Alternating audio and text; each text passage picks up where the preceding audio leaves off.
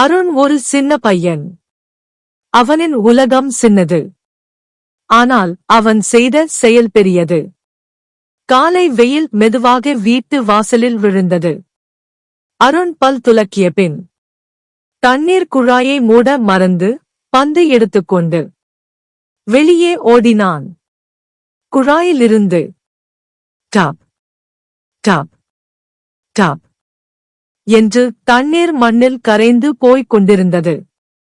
அந்த ஒலி யாருடைய கவனத்திலும் படவில்லை.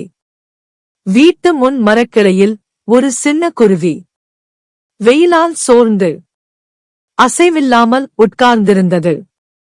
அதன் குரல் கூட வெளியே வரவில்லை. அருண் விளையாடிக் கொண்டிருந்தபோது அந்த குருவியை பார்த்தான். அவனின் விளையாட்டு ஒரு நொடியில் நின்றது.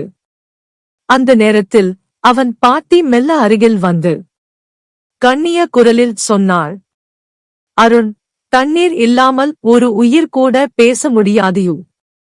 அந்த வார்த்தைகள் அருணின் மனதில் மின்னல் போல பாய்ந்தது. அவன் மெதுவாக ஓடி சென்று திறந்திருந்த குழாயை மூடினான்.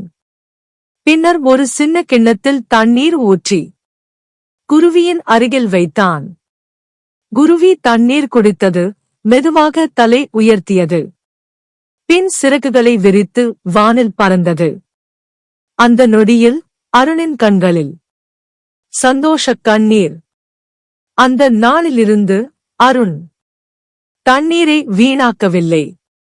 அவன் வீடு மட்டும் அல்ல, அவன் மனமும் பசுமையடைந்தது. அவன் நண்பர்களிடம் சொன்னான், நாம் கவனிக்காத ஒரு துளி யாரோ ஒருவரின் உயிராக இருக்கலாம்.